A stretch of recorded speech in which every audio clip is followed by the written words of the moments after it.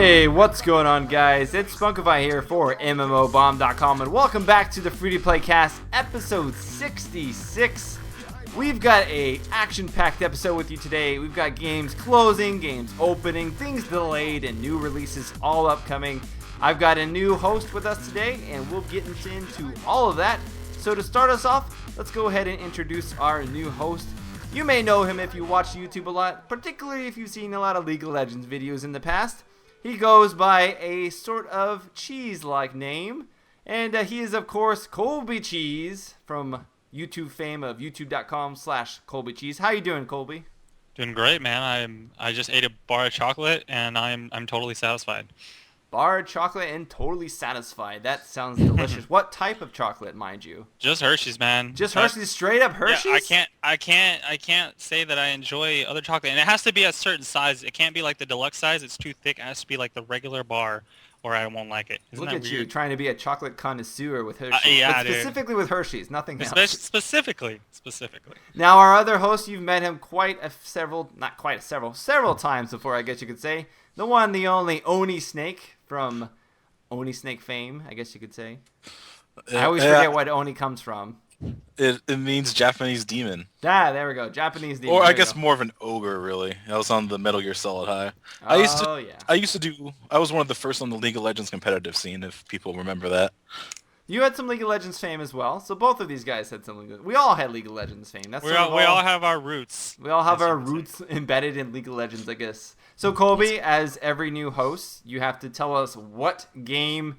I'll do a two-parter here. I'll ask you first, which game was the first game that you ever really got you into gaming, where you actively wanted to play all the time, and what was the first MMO that you ever played?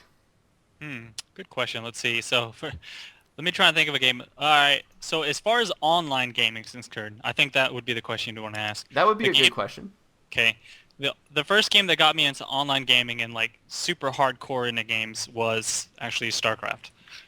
Back in middle school. Brood War? I played the crap out of it. Or the original? Well, I played the original for a little bit, and then Brood War, and I just played online just all day. I would wake up 4 in the morning, make some coffee, play, go to school, come back, play, go to bed.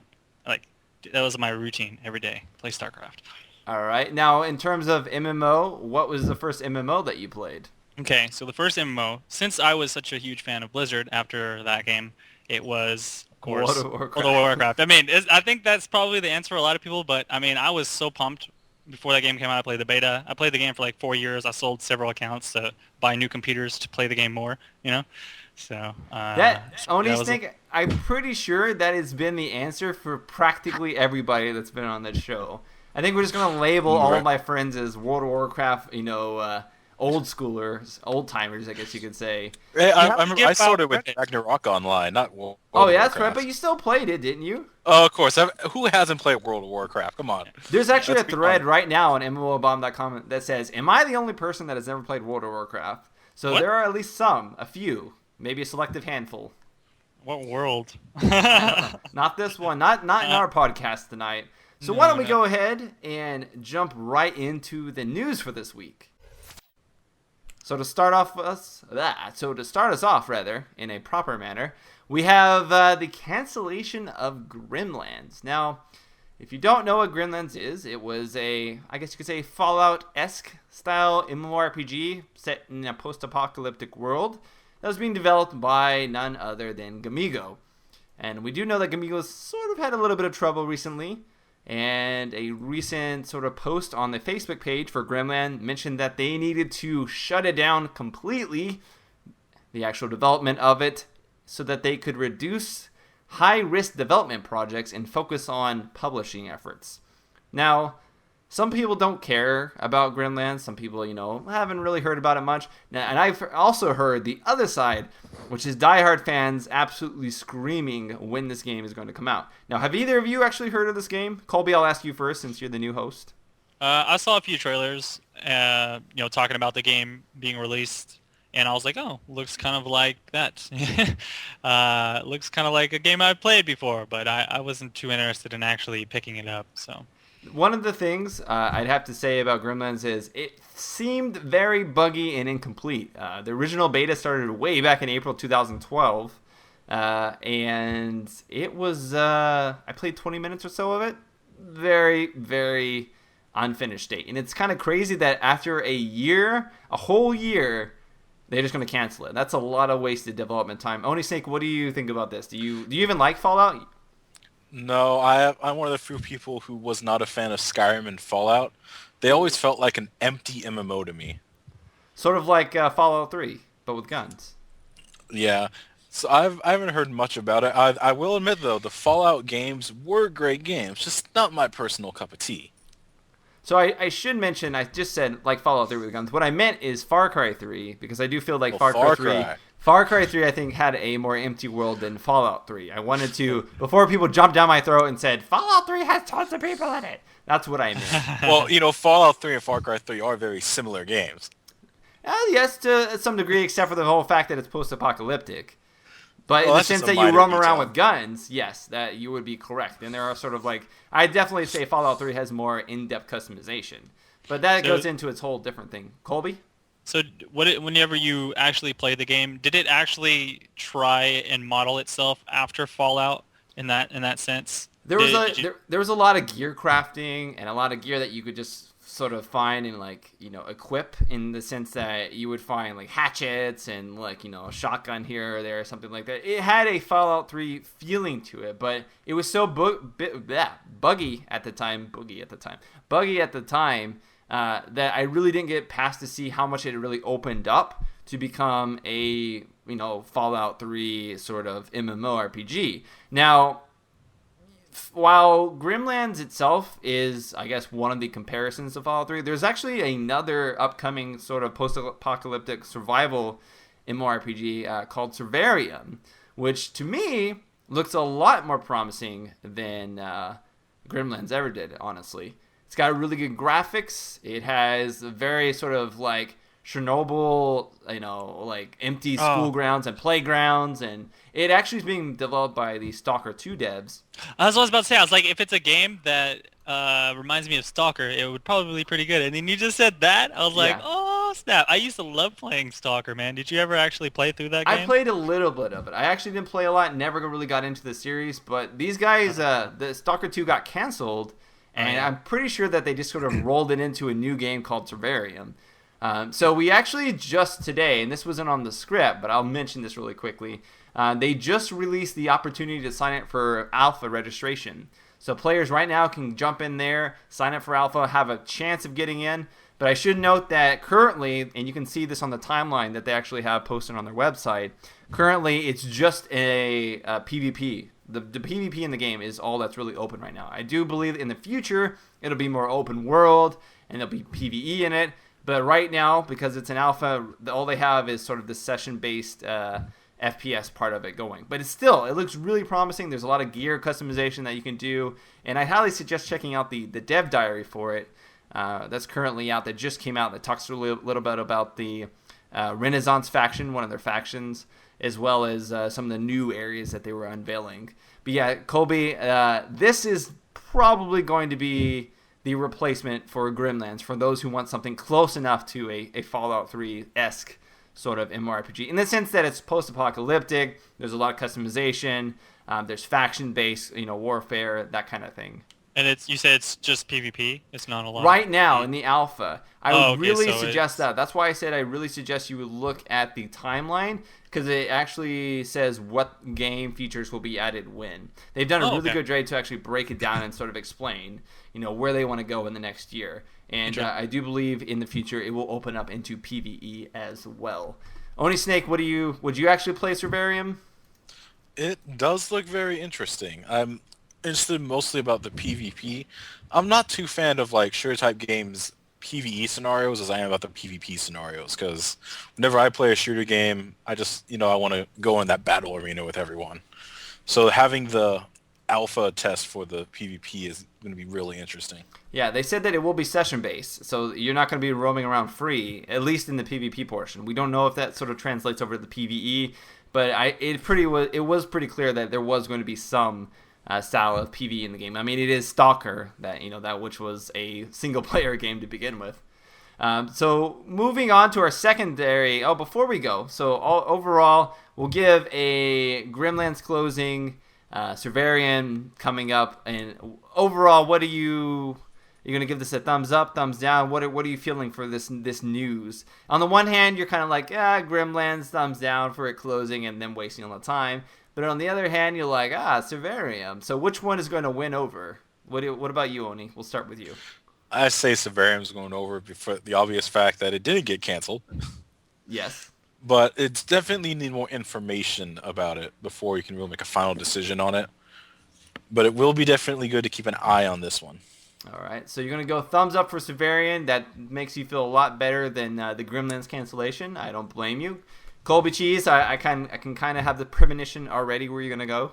Well, I am a little bit on the fence because I have for me personally, what I enjoy out of games is the progression race, and I like the atmosphere and the PvE of Stalker. So if they're going to be focusing more on PvP, I might actually enjoy it a little bit less, but it could be a lot of fun. So I'd say like thumbs halfway. I'm still on the fence. I'd have to see more about the game. All right. Thumbs halfway is the Caesar hold, and I'm going to go ahead and give Survarium a thumbs up. I'm just going to not even care about Grimlands. Gamigo's got other stuff, whatever.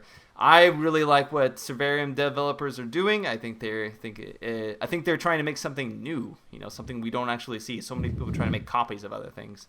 And I definitely am looking forward to it, hoping that there's going to be PvE like you are, Colby. And so moving on, our second article today is about Jagex announcing RuneScape 3. Now, I'm not really sure where 2 and 1 was in this. I guess they're sort of labeling graphical updates. The graphic update, yeah. As a brand new release. I remember them sort of doing it back on 2, but they ended up just calling it eventually just RuneScape. Like they call it that when they announce it. And then they drop the number at some point and just call it RuneScape. So this one makes its way onto HTML5. There's also graphical updates, longer draw distances, new audio, design features, and world-changing content update. Now, I know a lot of us don't care about RuneScape. It's been around for such a long time that people have either gotten bored of it or never even wanted to play in the first place. But I'm curious more towards the lines of what you think about developers calling this an actual sequel and whether or not you could technically call updating all this and changing the sort of landscape of the game and the focus, because they do mention that there's sort of like a new direction that the content is taking. Would you consider all of this a mere revamp, or is it justified in your opinion that they could add the 3 on the end? So wait, I guess that's the question though. Is this actually a brand new game, or it is not? It doesn't seem like it is at all. It seems like everybody will have their same gear. Okay. Well, I don't know, man. They're gonna have to do. I think they're just a marketing thing. Then they're just saying, hey, we're adding all these little sparklies and updating things, but essentially it's still the same game. So I think unless you have always been a fan of the game, I don't know how it's gonna attract new players necessarily, because I would always sit there and watch my friends play it or my brother or whatever, and I was like, oh, that's neat, but I never really wanted to play the game. I think that there are more good free-to-play games out there today. I mean, RuneScape really just appeals to a budget gamer who doesn't have a computer to download really anything. And there's a lot of RuneScape players that would argue about that point, but I would have to say there are quite a few free-to-play games coming out this year, along with that have just came out last year, that are arguably better than RuneScape in the browser-based MMORPG department, and especially better in the downloadable department. I'd say that it's going to appeal as a nostalgia piece. So think about games that you used to play back in the day. A lot of new people who never played that probably would never go back, but for example, you would say, like, if you played Diablo 2 back in the day, you're going to be like, man, I'll go back and play that over and over just because it has that nostalgia to it. And I think that's going to be the same thing. It's going to attract a lot of the old players back to the game. What about you, Oni Snake? What do you think? I do have to agree with Colby on this one, where it just seems it's not really adding very much. It's just going to, look, I'm prettier, I'm cooler now. Come look at my shiny new sparkles. So it's not going to attract new players. It's going to attract older ones. Definitely older players, if they get it, keep their accounts. It might attract, a few new players, but not at the depth they're probably wanting. Probably.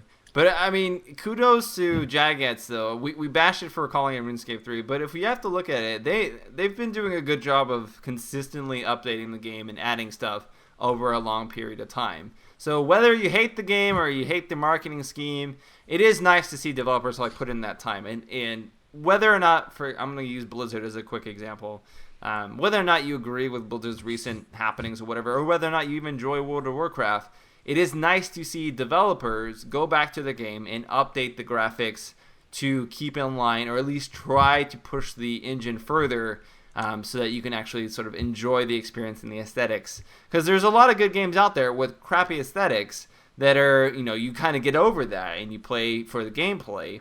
And so it's nice just to see someone care about updating everything and just trying to keep the game sort of a little bit more relevant. If it's a good game, that is. If it's a good game. Kudos on that. I would definitely, in that same regards, like if I was a huge fan of RuneScape, I would actually be pretty excited about this. I wish I could see this for other games. Like, for example, I said Diablo 2. I wish the developers, I wish Blizzard would go back and just do more stuff for Diablo 2, because I'm not even gonna talk about Diablo 3. I'm gonna pretend like that never happened. That's all right. I understand that completely. All right, so we're gonna give this a thumbs up, thumbs down. You can say thumbs down maybe for it being RuneScape 3, or thumbs up because it's a big update. We'll start with Oni Snake this time. I would have to say they do get a thumbs up from me, surprisingly, because RuneScape has been around for a long time. I remember playing it back in high school. But it's been around. They're working. They're giving new updates, new graphics, new shiny, which is always nice to see developers do. They're not just letting it die into the ground. And for that, they get a thumbs up from me. All right. And I will go ahead myself, before we get to Colby, I'll go ahead and give a thumbs up to seeing a graphical update. It does seem like Jagex tries to care. I do know they care about the community. That's why they opened up the whole retro server they did not too long ago, so players could play pre-2007. So I'm going to go ahead and give them a thumbs up, even though I don't like the game as a whole, because it's not, it's not something for me. For those players who do enjoy RuneScape, which there are quite a few, I will give it a thumbs up. And then Colby, we'll finalize with you.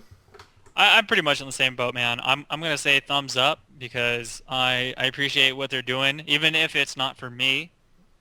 For example, it's just I'm just thinking in myself, like, man, I like that. I want that in more games. I want more games that are awesome to be updated so that I can go back and play them again. So thumbs up for that. All right. So moving on, we have Total War Arena, which is from Creative Assembly, and it actually looks to be some sort of MOBA. Now, MOBA, I wouldn't say in the traditional sense, because all I've seen so far, it doesn't scream MOBA at all. But I do see that there will be 10 players on each side fighting against each other with 500 units per player, which equals over 5,000 players, or 5,000 units per side. Wow. Now, if you guys are unfamiliar with the Total War series, there's Total War Rome, Total War Shogun, Shogun 2, and essentially it's all about big RTS battles at one point, and there's a sort of strategic overlay campaign that is part of it too. Usually Total War hasn't been known as a multiplayer game, although there is multiplayer in the originals,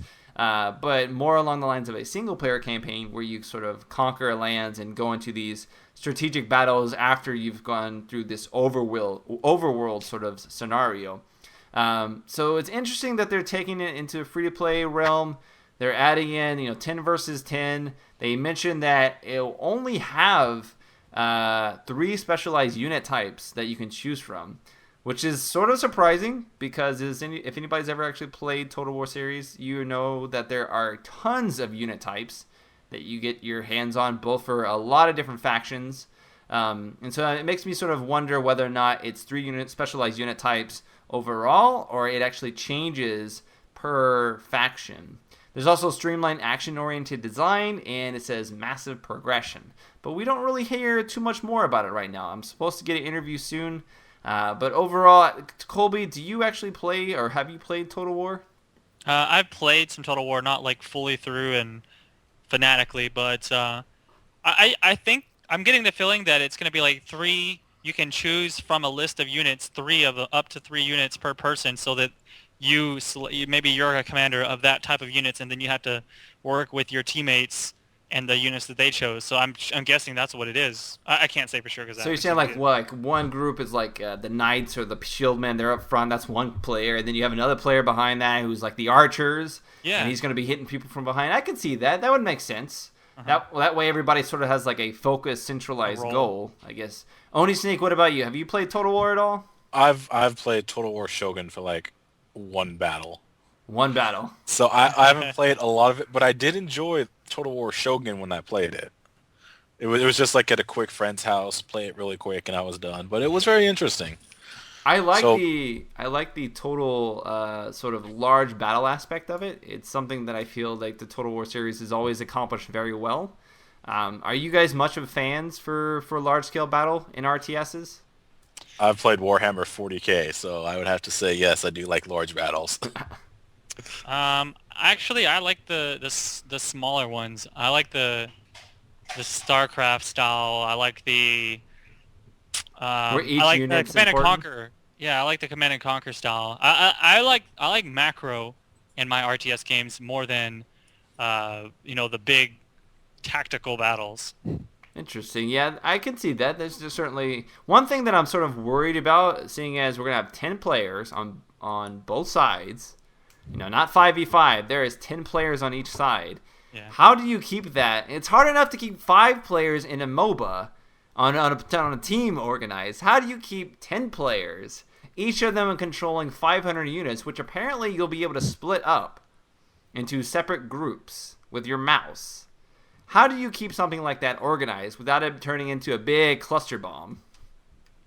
Ooh, that's I was actually wondering about how the latency and performance is going to work out with that many units on the screen at once. Especially as a free-to-play game, because you'll have a lot of people who don't have good computers trying to render 10,000 units. It's hard enough right now to render it just in the normal games of Total War, and I'm pretty sure those don't have 10,000 units. Dude, if they can pull that off, I have to give them credit on that. It sounds like a pretty epic game just from the way you're describing it. So I would definitely like to see more, but of course we don't have anything to look at just yet. So I'd say that's definitely something to keep an eye out for. So let me ask you, both you and Oni, what do you think they mean by MOBA? Because keep in mind, MOBA doesn't necessarily have to mean something like League of Legends. It's a multiplayer online battle arena.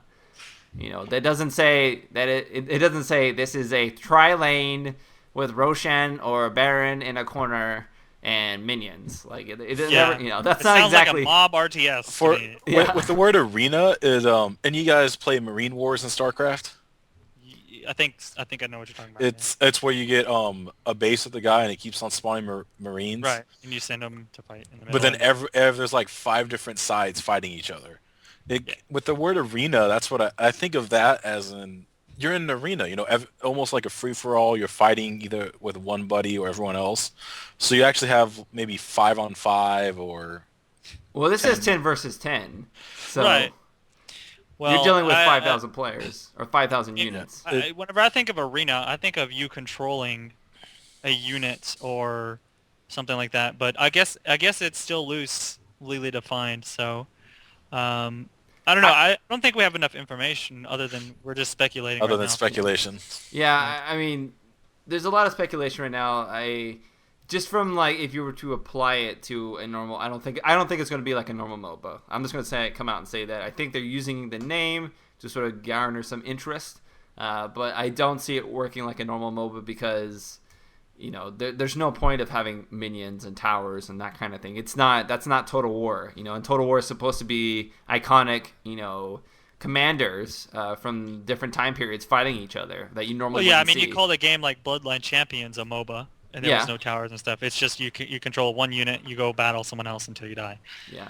I think this would be the first time we used the definition of controlling large groups of units as a MOBA. Yeah, that's true. I would definitely say that would be the good label for it. So overall, what are your opinions of this, Colby? It sounds kind of exciting. I've never been a huge fan of the Total War just because I like building things, and Total War is more about the tactical unit control. Mm-hmm. But in a MOBA sense, like most of the games, as we were saying, were more campaign based in single player. So when you add in other real players, this could get pretty interesting. So again, I think it's something I'm going to keep my eye on, but currently right now I have a small opinion on it and more of an interest in it. Now, I do have one quick question about that. You mentioned that mostly campaign players would play Total War. So do you think them switching focus to multiplayer they're not going for their original audience as much? Do you think they're going for people who want to just focus more on multiplayer, like a new audience? Or do you think a lot of people will actually be turned off by the fact there's no campaign in it? I think that's going to be 50-50 to be honest. Right now they're trying to jump on the MOBA bandwagon, which is you see from a lot of different There was developers. like 6 MOBAs that got announced last week. Oh yeah. Everyone's making a MOBA now. They want it's the new MMO. You think about it, right? Yeah. Once WoW got so much popularity, everyone had to make an MMO. Now that League of Legends got popularity, everyone wants to make a MOBA. It's cheap logic, but I mean, people make what it's effective. Yeah. You make what people want to play. What about you, Oni? What do you think of this game? I honestly have to say more information about it. With as little information as we have, there's no way to make a good guess on what it's going to be like. But MOBAs are fun. I mean, heck, I play random MOBAs just for the fun of it, so I'd probably check it out just because it has the MOBA name. All right. Now, I will go ahead and say that I will also put a Caesar's hold on this, mainly because I'm not as interested in this as I am interested in the Warhammer version of Total War that they're working on. They have a Games Workshop license for the Warhammer franchise, and they're going to make a Warhammer-based Total War, which is going to be amazing to have tons of orcs running across the screen fighting each other at the same time. That is going to be so epic. Keep in mind, that's not 40k, that's just the normal Warhammer. But that's all right. We already have great 40k RTSs to play with. Sure. All right, so our next article here is dealing with ArcheBlade going into open beta on Steam, or I should say early release. It's an open beta, but it's early release. ArcheBlade or ArcheBlade? ArcheBlade. Are you ArcheBlade. Sure? Yes, it is in Like open the beta big on arch? Steam. I was thinking ArcheBlade. No, not that. That's that sandbox MMORPG. ArcheBlade is the fighting arena style. Well, I'm saying that's how you pronounce it, though. It's ArcheBlade. Okay. That's why I was curious. All right, so go ahead. Sorry. On the official website, they say ArcheBlade. Yeah, so ArcheBlade, yes, because there's also Arc as well. Now you got me all confused. So ArcheBlade arrived on Steam. I'm terrible. The game arrived on Steam, and it is using Steam's new early access feature, which essentially allows the game that's considered not finished to be either sold or just simply released for players to play. So in the case of this game, ArcheBlade, now you got me saying Yeah, I know. I'm messing you up. See, this is why I'm here, is to throw you off. I got you. I got what's going on. This evil plan is working. So in this case, it's going to be allowed for everybody to play for free, obviously. Difference from the closed beta to the open beta initially, obviously, is the fact that you don't get all the characters like you could in the closed beta. You do have to pay for them, which I know a lot of people are throwing up red flags. Pay to win. Rebel. Already pay to win, because there's no other way to get them except for paying. And I would say this currently, and I'm pretty sure the developers might change this soon, but currently it acts as a freemium model whereby you can play all the different characters available. It doesn't actually use a rotation system that League of Legends does. It does. It does use a rotation, but it changes when you go into different matches, because recently when I played, no matter which match I went into, they would offer different characters for you to actually play as. Some of them what I noticed was it was different yesterday than it was today, so I think it's like daily rotation. I noticed when I streamed it on Wednesday, I noticed that depending on the different map type I went to, some of the characters were core. They showed up every time. And other characters varied. So there was a lot of times where one character wasn't available, or another character was. Now, that it may also have been because of the server setting, whereby players can only play as one character. So there was more available to actually, as a rotation, like you were saying. I just wasn't seeing them because players weren't playing as them. I think so. That might have been what it was, because I played all day yesterday, and it was the same for every map. And then today, there's new ones. Or new free ones. So daily rotation, that's actually not a bad system, but I still think there should be some way to get them permanently. Now, Oni Snake, you've been playing it too, right? Yeah, I spent about most of yesterday playing it. So what do you guys, both of you, what do you guys actually think of the game from a gameplay perspective and then like a balance perspective? I it is. I don't think there is much balance to it. One thing I found is for fighting, they gave range people way too much power. The melee guys just don't really stand up to how much the range people can just mess with their day. I find that the range people really, especially on the larger maps, they can really exploit their range to their advantage. Where you don't even know they're there. You don't even know that range person is there because they are halfway across the map. But I do find that if a melee can get into range of someone, especially if there's someone who has a range sort of knock-up, if they're melee, or they have a charge, you can, if you're good, juggle someone infinitely, it seems. What about you, Colby? Did you find that to be the case? Kind of yes and no. It sort of depended. So I played a lot of the free-for-all map, and I noticed that you can take advantage of the terrain with the melee. You can kind of run around corners and set up locations, but the characters that had a lot of AoE did really well in those because you can find a group of people fighting, run up and just destroy everybody. So there's some interesting things that I learned from it, and it felt like some characters were definitely more powerful than others. But there are a few of them that are closely balanced in my opinion, and some that have counters. So I noticed that there's this one really strong chick, and she's got some guns, but she's also kind of a melee. Like you have to get close. You can't aim your guns. Yeah, and I they know just that's shoot what you're around you talking in a about. circle. Yeah, but she kills like almost everyone except for the one girl that looks like Misfortune, and she shoots from a range. That girl can kite her all day. So there's kind of like I think there's some characters that are a lot better than others, and it's got that a little bit of a rock paper scissors to it. The game is still like really not finished right now. Like I noticed after matches it would say that I leveled up, but you can't see anywhere what your level is, and you can't like do anything with those levels, and there's no like friend system yet. So I can tell like the game is like super alpha right now. It's like it barely just got the combat in it, and so I'm guessing that before they say, oh, we're released, they're gonna have a lot of balancing and more features to add to the game. Yeah, I certainly think there's some balance. I almost think that they need to tone down or at least give you a ability to break a stun lock combo. Usually, because it's trying to be like Street Fighter, but in a multiplayer sense. Yeah. And usually in Street Fighter, you had ways or opportunities during a juggle to get out of it, unless you're like in a corner. Oh, the combo breaker. Yeah, combo breaker. Exactly. And they're really, I noticed, usually you can block in this game by hitting E, or you can use Shift to sort of dodge out of the way of stuff. But once you start getting juggled, you can't block or you can't shift to get out of anything, and there's no sort of combo that I could find that allowed me to get out of a stun lock. I couldn't even use abilities, it seemed. So Yeah, that was kind of a works- little bit irritating to me. Yeah, that's definitely a problem, or at least it feels that way. What I noticed that if you hold down your block, every character has like a certain number of attacks they'll do within one combo. You'll never be able to block that combo, but if you hold down your block, you'll block before he starts his next combo.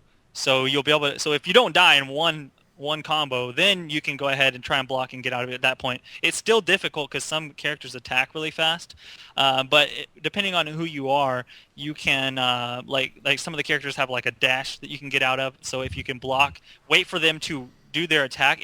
While you're blocking, you kind of have to let them finish their combo while you're blocking it. They won't do a lot of damage to you, and then you have to start yours or move out of the way. So it's really difficult, but I think it starts to get more skill based once you learn. You basically have to know exactly like how many attacks that character is going to do and what their attack frames are.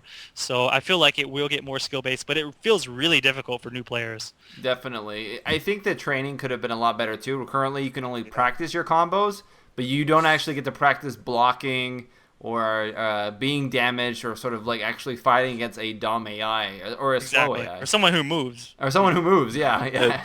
And this is a little pet peeve, but you can actually kill the training dummy, which is really annoying. You gotta wait for the other one to respawn. Yeah. Most you training can make dummies, it invulnerable. You can push a button and it won't die. There's another pet peeve with that game. Some of the characters, like the Ice Girl, when they attack, they don't attack straight. They kind of move to the left and then attack from the side, which can really screw up how you're trying to attack someone.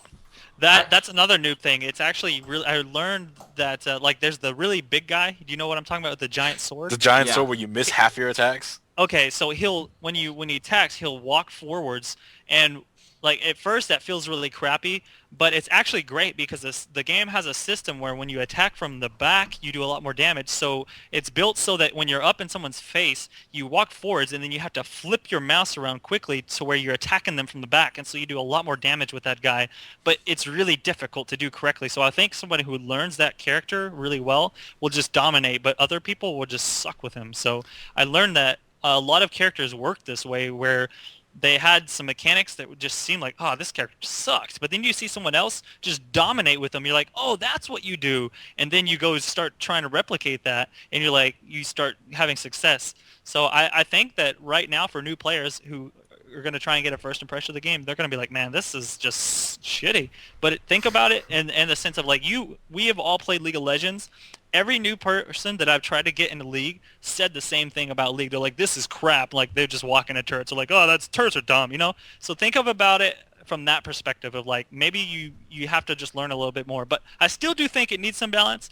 But at the same time, I want to give it the noob approach. Like, you might not know everything about the game Essentially, it needs a better tutorial is what it needs. Yeah. Essentially, it needs people to show other people, oh, here's what you do in the game. Here's how you combat this stuff, you know.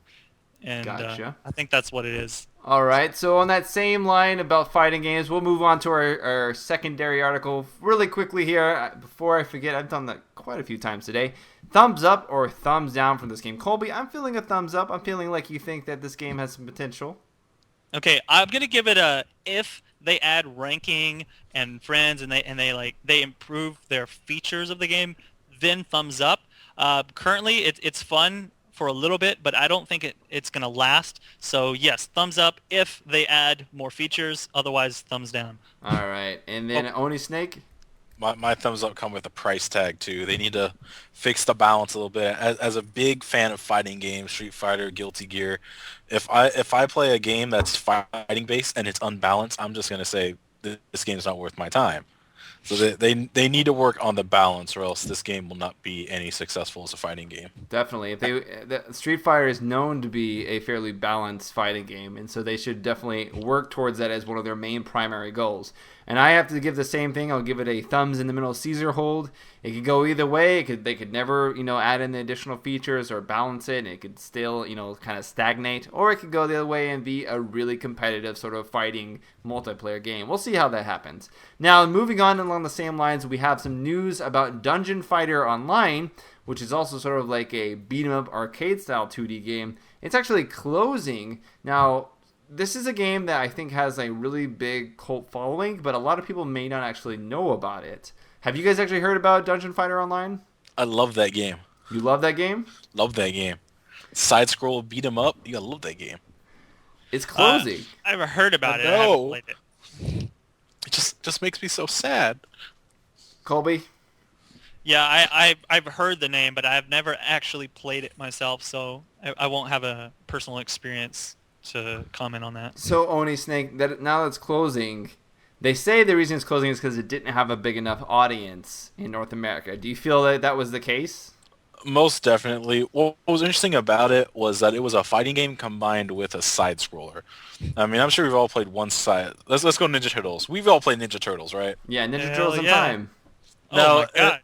Now, and what if all the turtles had fighting combos where they could juggle and use special abilities and... Oh, like Street Fighter and yeah, Ninja Turtles combined? That's basically what the game was like, which, of course, in America, we don't metagame that stuff, but when you go to the more of the Asian countries, they will metagame any fighting game you give them. Okay, I can see that. So, and what you're saying essentially is the game was too hardcore for American casual players.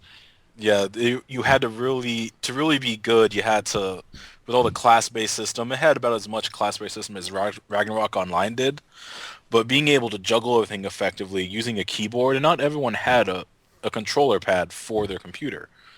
Me, I don't have one, so I found it a little difficult to combo with using the keyboard. So the combo-based system with the keyboard, it was really popular. It came out originally in 2009 in North America, and I think it came out in 2006 in Korea. 2D, but yeah, they're going to shut it down. I think you can still be able to play it in Europe. I'm not sure. Maybe there'd be like some kind of proxy block. But it's. Do you feel like? I mean, they're saying that they're shutting it down because there wasn't a big enough audience. And Oni Snake, you're saying you agree. You think that there wasn't a lot of people playing by the time you last played it? Not in North America. Now, why do you think that happened? Why do you think there wasn't just not too hard or not the kind of game that North Americans play? I gotta admit, the hub system was a bit confusing to begin with. Finding a group wasn't the easiest thing in the world. And they didn't really... There wasn't much explanation of what you were doing. I played a gunner, and I had no clue what half my stuff even did. I had to like look on wiki sites to find out what was the good build, how to do it, what my skill ups were, what this did, and that's a big problem with games not explaining what they do. Huge barrier to entry, in other words. A lot of barrier. That's the same thing we're talking about with ArcheBlade. This is a really big sort of curve to get into it. All right, so overall, let's go ahead and give our opinions of this. Do you think there's any sort of Dungeon Fighter Online replacement out there, Oni Snake? Is there any other one that you could think of? Rumble Fighter is another one. Rumble Fighter is a good example. That is a good example of a sort of side-scrolling beat 'em up. There's guys could always go to Pocket Ninja, that. I believe. Pocket Ninja is more. It seems more along the lines of a turn-based thing. So you sort of choose your attack, and then it goes back and forth. I would definitely say Rumble Fighter is one of the best choices, though. Rumble Fighter, you could even slightly argue Elsword in a little bit. Yeah, the only beat 'em ups I've played very recently is Elsword and I guess Rusty Hearts.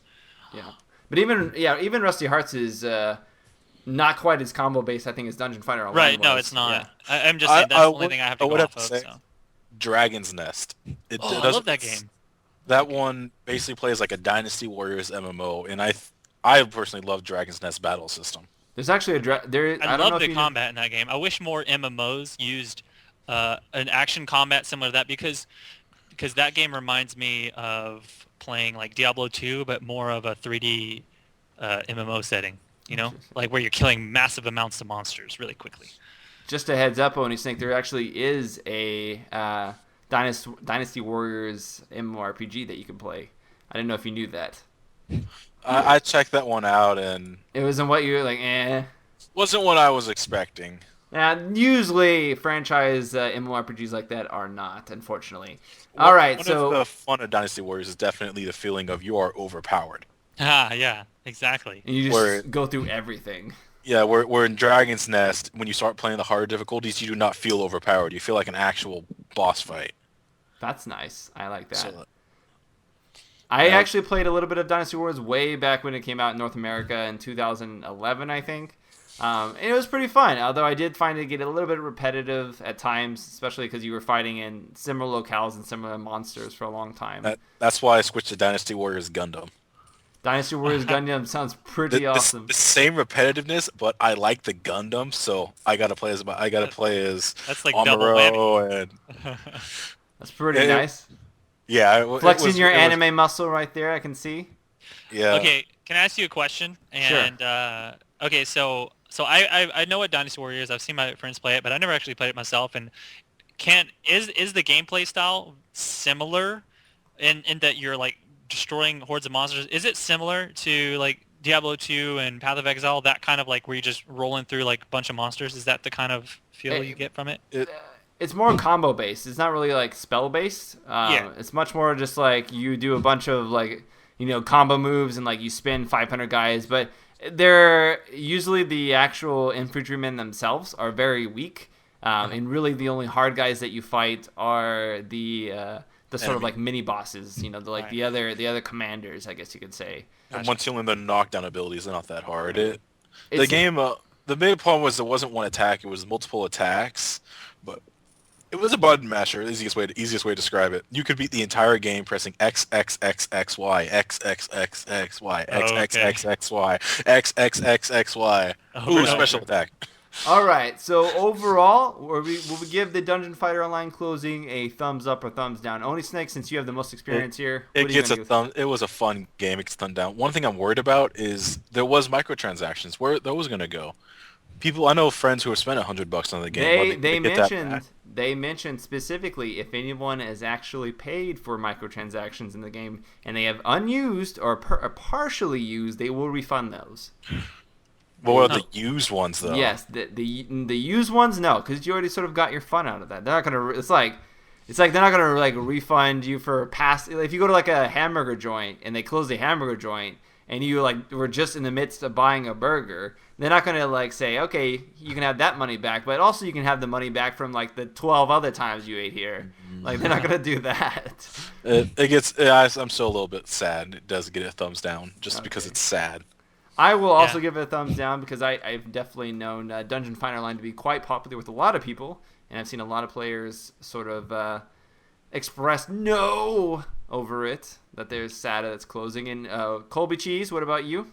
Well, I wouldn't rate my thumb very high, but I guess I'll give it a thumbs down because I guess if I had put a lot of time into the game and I had like a really nice character, I would be like, well, crap, now I can never go back and mess with that character That's anymore. the one thing about always online free-to-play MMOs. It's that when the company decides to shut it down, can't get access to your character even if you wanted to play by yourself. Yeah, time to move on. Let's find a new game, guys. Exactly. Speaking of moving on, we got to hurry up here. Let's go ahead and move on to our last article today, and that is dealing with Phantasy Star Online 2 delayed in North America. Now, did any of you actually play the original Phantasy Star Online either on the Dreamcast or the GameCube? That's the wasn't that like a kind of like a cyberpunk. It's cyberpunk action exploration. It's basically like the way you could describe the new one, because I actually didn't play the originals, but the new one essentially is like Dragon's Nest, but in the future with guys that have robot suits and guns and big saber swords, and it's all futuristic. You're kind of intriguing me. I almost want to see this now because you said Dragon's Nest with lightsabers and guns or whatever you said. Yeah. Basically, it's all futuristic. There's a lot of character customization. It's a really big fan base. I played it when it was in Japan, when it first released in Japan. I got all through the tutorials and was figuring out what to do. And you get a pet system that evolves and actually does combo abilities with you. And there are huge boss fights, and it's really cool and really fun. And also the levels themselves sort of diversify, so it randomly generates parts of the levels at times. So even if you go back and do the same dungeon area, it may be different. The enemies will be in different spots, etc. And you get a lot of different areas to actually fight with huge boss fights in large locales. It was really fun. And when Sega sort of realized that this big player base was moving to play Phantasy Star Online 2 from North America, they blocked it, or made it harder rather, to make an account. And they said that they were going to release it in North America. That was supposed to be sometime this year. We didn't know exactly when, but now we know it has been delayed. We don't know when it's going to be delayed till. So it could be the end of 2013. It could be delayed. I mean, because you think about it, you're like, well, they didn't really tell us when in 2013 it was going to happen anyways, right? I think maybe they mentioned that it was in the early part, but we're pretty much past the Q1 of 2013. So I don't know. Well, I would rather it be delayed than released too soon.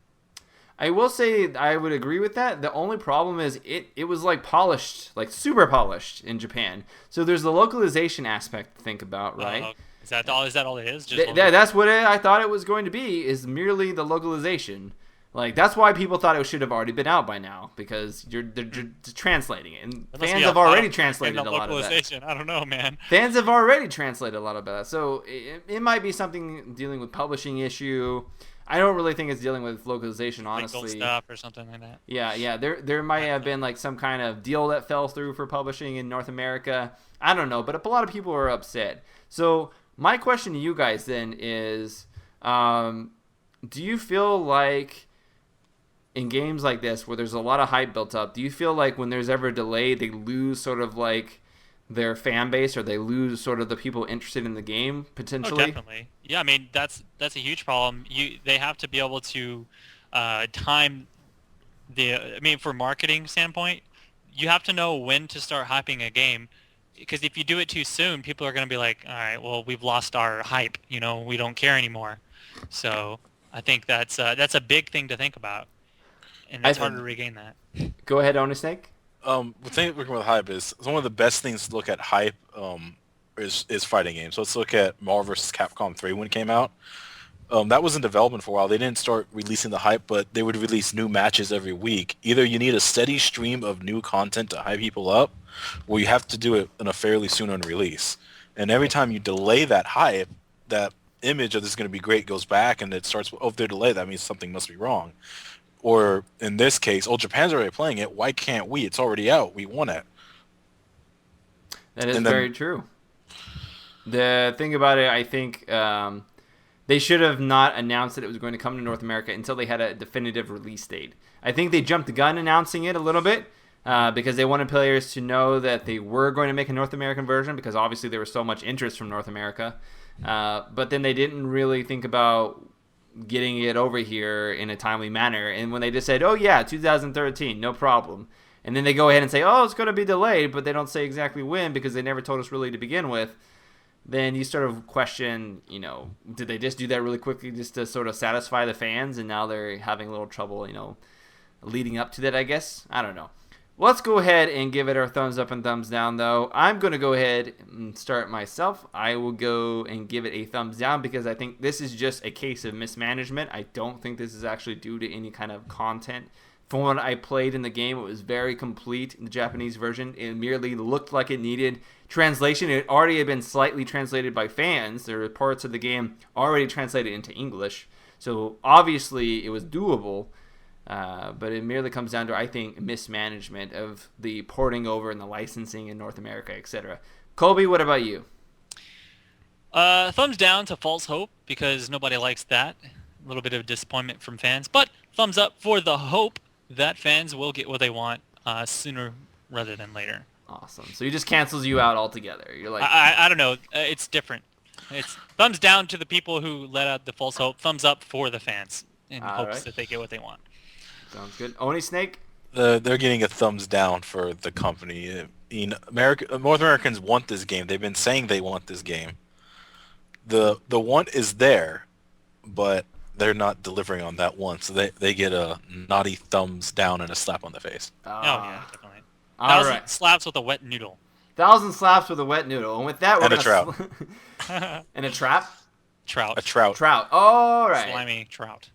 With a trout. So why don't we go ahead and slap our way over to the weekly bomb. Sounds good. Where we're going to go ahead and talk about our different little faults and triumphs for the week, I guess you could say. I'll go ahead and go first, like usual. Going to go ahead and give an A-bomb to Disney and LucasArts. Disney shut down LucasArts. For those of you who don't know, LucasArts made a lot of good games. Obviously, they made a lot of Star Wars games like Jedi Knight, Dark Forces, Knights of the Old Republic, not the MMO, the actual single-player RPG that was great. Rogue Squadron, another great TIE Fighter game, X-Wing game. And, of course, they made the Battlefront series, which was my favorite. Love Battlefront. Amazing. People are very upset about the fact that got canceled. Hopefully it gets made again, because now, okay, so I will give them a little bit of shimmering hope. It's an A-bomb because it's closed and over 150 people got laid off. No one wants to see that. Yeah, it was obviously terrible. But the studio was being mismanaged, I would say. There was a lot of mismanagement, a lot of canceled projects. I think there was Star Wars like 1313 that got canceled or delayed. There were some other things as well that got canceled. And Battlefront 3 was one of the prime examples of a game that just never came to fruition. So hopefully, because of the way that Disney's handling this, now that they've dissolved LucasArts, they're actually going to individually give out the franchise license to companies, which should hopefully turn into better licensed Star Wars games. Because the last Star Wars games that came out were the Kinect games. And I don't know if you guys actually looked at what those games were. Oh, no. No. They were... I don't want to dance to Han Solo. No comments. I don't want to dance to Han Solo. No, you can dance if you want to. You can leave your friends behind, I'll leave the game behind. They did a Dance Central ripoff of Star Wars. I'm well aware. I don't even want to think or talk about that any further. Let's move on. You don't want to have the moves like Jabba? Please. Oh, God. Can you imagine Jabba the Hutt doing, like, dance like me? Goofy, please. All right, so Oni Sink, why don't you go ahead and do your A-bomb, dub-bomb next? My A-bomb has to go to Squeenix. Square Enix? Squeenix. For those who don't know, Tomb Raider and Hitman Absolution and Sleeping Dogs were all considered failures. Right. Tomb Raider failed to do well after selling 3.4 million. Hitman only hit 3.6 million, but because of the AAA big giant, you have to be amazing at us, they are considered failures. And I don't know about you, with 3.6 million copies, that doesn't seem like a failure. It is a failure when they put like $50-60 million in it. You know, that's the problem. There's so much overhead with big AAA companies that indie developers really are starting to have this huge rise because we don't have that overhead. We don't have overhead of millions and millions and millions of dollars. You know, we're like a team of like 6 to 8 or 10 or something, just like working really hard on a particular game. I like how Michael's like, we. I say we because I'm developing a game. What game is this? This is new to me. Of course, I haven't told you anything about this, Colby. It's sort Stick of been figure game. hush-hush. You guys will hear about it soon. It will be free to play. It is a strategy game, a turn-based strategy, 3D, set in steampunk. But MMOBomb will get some news about it in the upcoming months, rest assured. Right now, we got to keep it a little hush-hush until we can unveil everything as our big sort of... Because one thing we don't want to do is build hype too early, because then you can't actually show anything you were just mentioning. This is when you release one screenshot of the game. And everybody just like flips bricks. Let people create the hype. Yeah. So did you actually play the 2 games you're talking about? Tomb Raider? Yeah, did you play those? I played Tomb Raider. So did you actually like the game, or do you think it was a failure like they said it was? I thought Tomb Raider was a good game. Okay. I played half of it. My girlfriend played the other half of it. I'm only asking because I was thinking about if I should play it or not. I thought it was okay. I thought it wasn't phenomenal. I thought it was an enjoyable one-time experience. Yeah, it was a one-time. New copy. It's worth a used copy or a rental. Okay. All right. The multiplayer is horrible, but it is the best Tomb Raider game to have come out in 10 years. Yeah, but I mean that's still saying that it's 10 years. Like we're not talking about original Tomb Raider. Sure. But all right. And so Colby, what about you? Your A-bomb, the bomb. What does that go to? Okay. I have a new one. Then I told you I was going to do something else, but there's a game that it's not out yet, but I'm going to give it a the bomb because I'm excited about it. Okay. It's WildStar. WildStar. Yeah, I've been looking at it, and I've actually been a little bit upset with MMOs lately, just because I'm not sure which one I want to play really. But I'm looking at it, and the more I look at it, I'm like, this could be actually a pretty good MMO. Like, and for me, I'm a big fan of the rating and the content progression, and it looks like they're going to have some really interesting content progression. I'm sort of interested in too. I mean, I've been burned by games like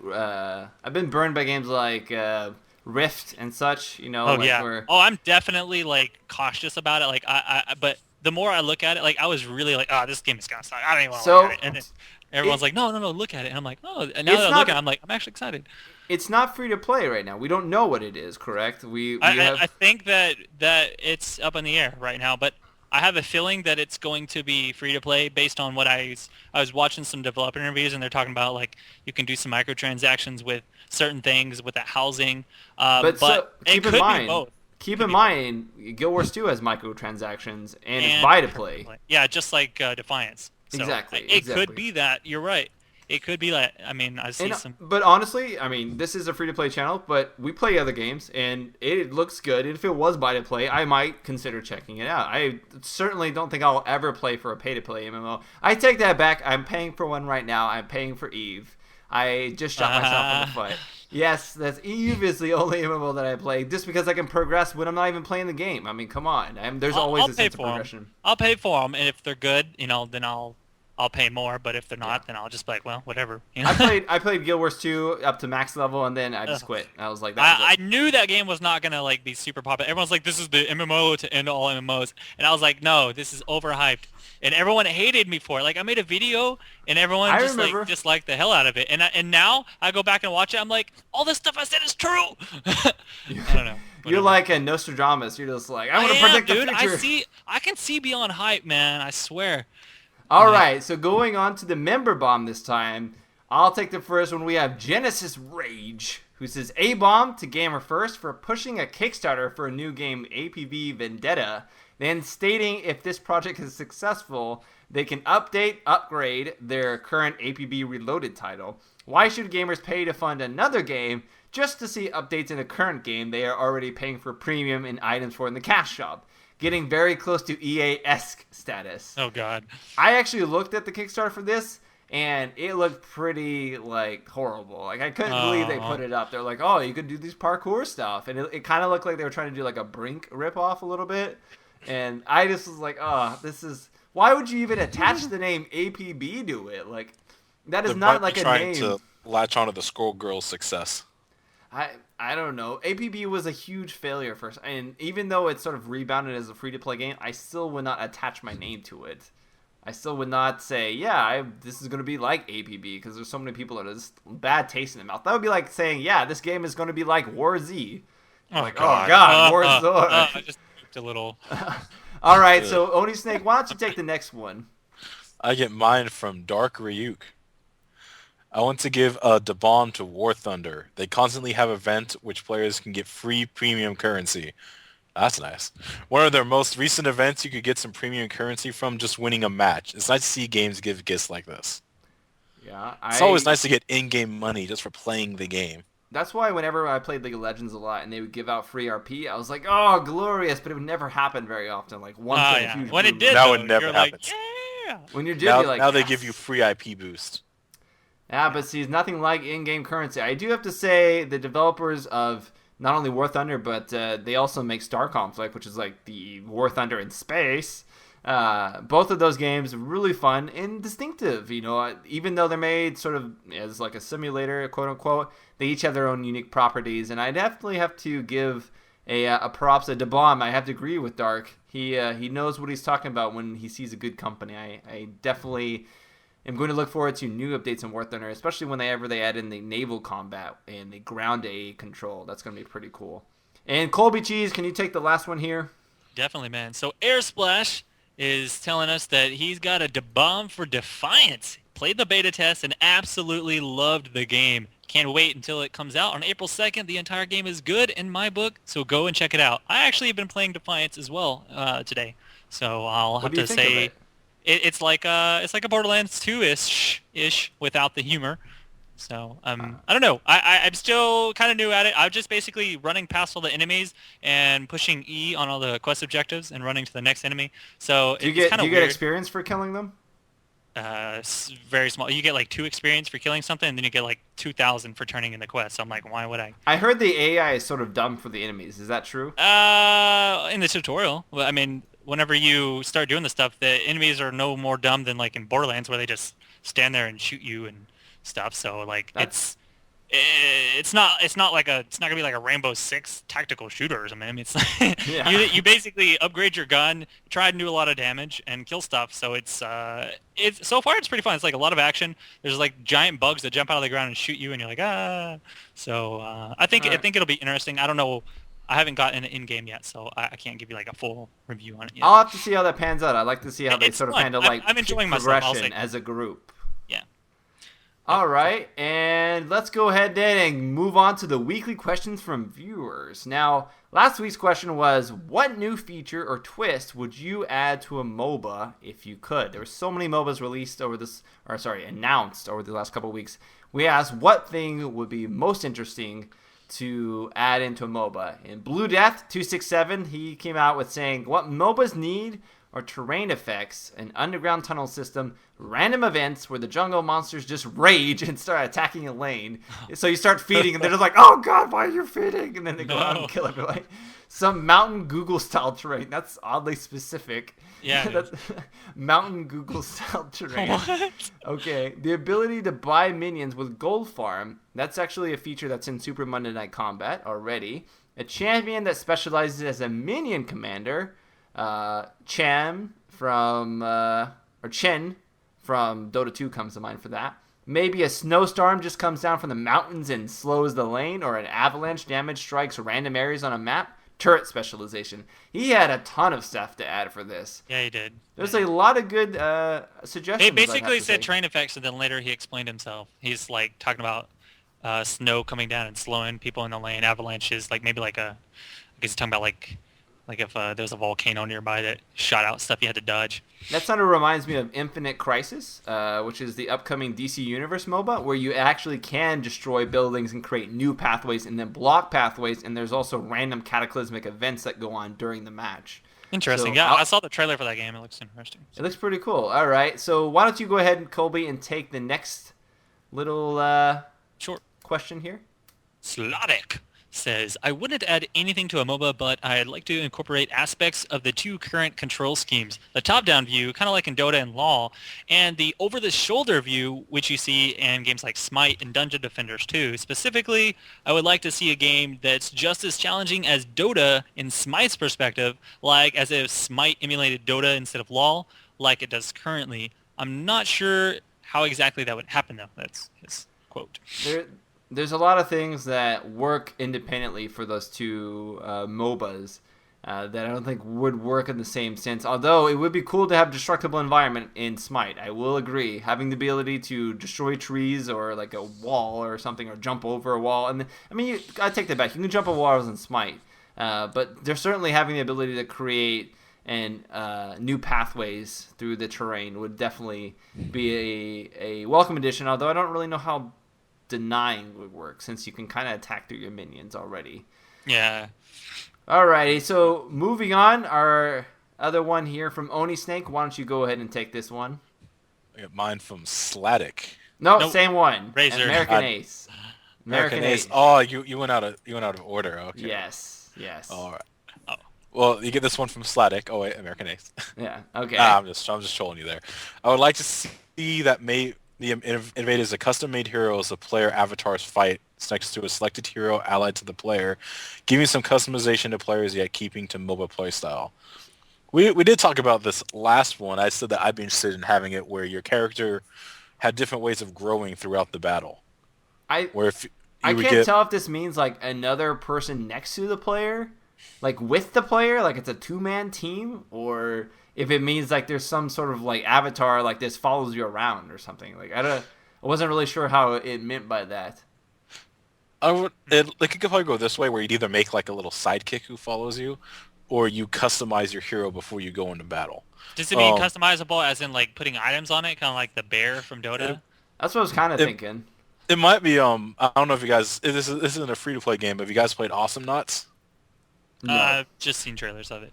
In Awesome Knots, you have your main abilities, but you have different ways to upgrade those abilities, like increased stun time, increased damage, increased range. But there's like 10 upgrades, but you're only allowed to bring 3 into a match. So you can only bring certain upgrades of like a particular ability could do additional things, essentially. Yeah. So let's take Froggy G. His basic attack, you can increase the range, the attack speed, how much damage it does, how far it goes. So I can choose 2 range upgrades and a damage upgrade, or I can choose 2 damage upgrades and attack speed upgrade.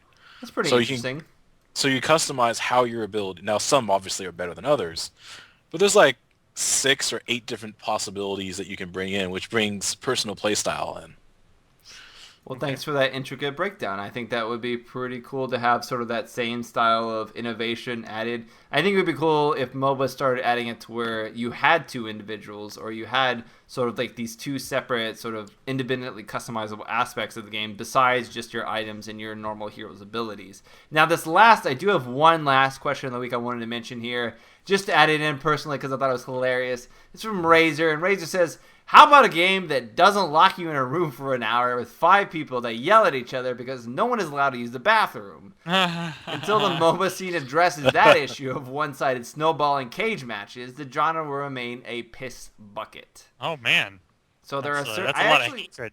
I actually saw a lot of hate in the comments just about MOBAs in general. A lot of people saying they don't like MOBAs, and I suspect a large part of that is because of the huge learning curve MOBAs possess, as well as the fact that their communities...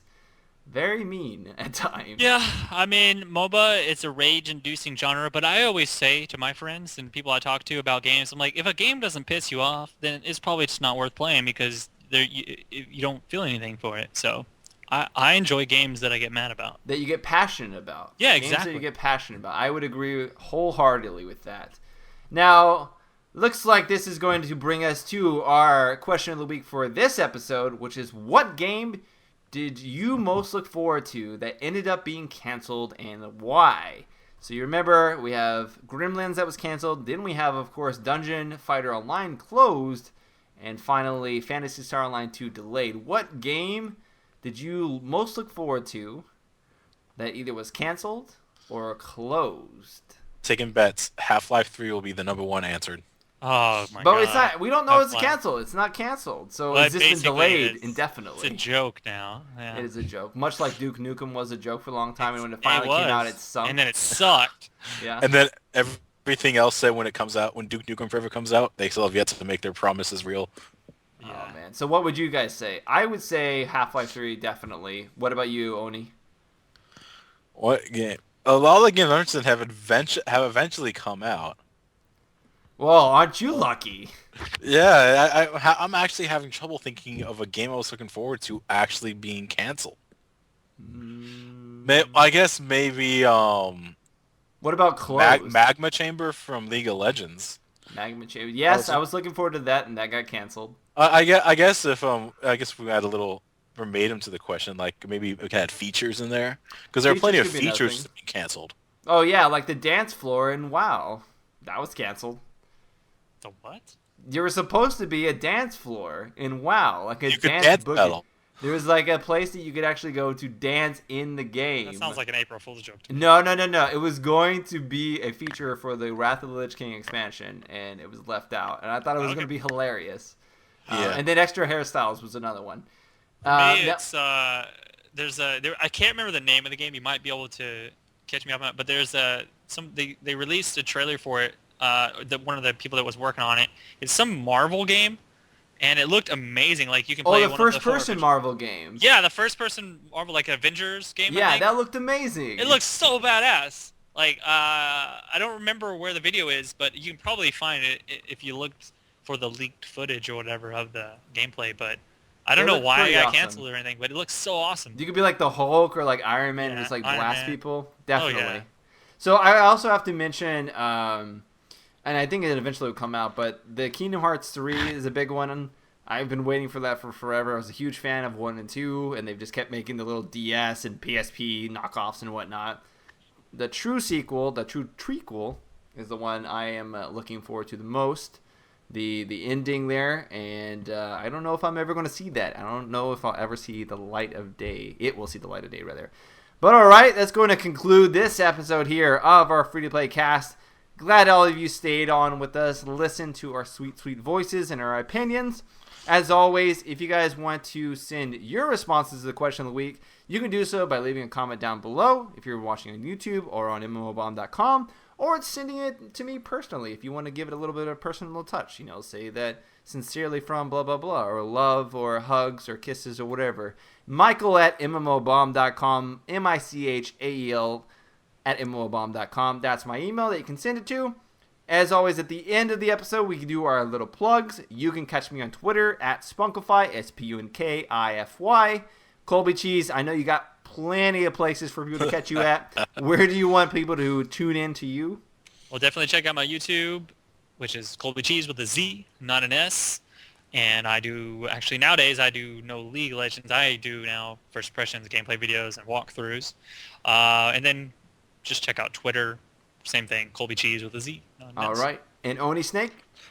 I've got something fun. I got all my stuff that I'm going to start making my videos again. Awesome. I'm going to do some first impressions, and I'm going to be starting a new series of my life in a random MMO. I don't know which I'm going to choose yet, but I'm going to chronicle my adventures through it. And where can people find your YouTube channel? On YouTube, I'm youtube.com/Onisnake. You can get me at Onisnake at Twitter, or onisnake@hotmail.com if you just want to bug me for some random stuff. All right. Well, I'm lucky that no one takes my name. You're going to have a lot of Nigerian princes yammering at you to tell you to give them some money so that they can send you untold wealth when they get to America. Oh, goodness. Oh, man. All right, guys. From everybody here at the Free-to-Play Cast, thanks for watching. I've been Spunkify, and I'll see you next time. Spunkify out.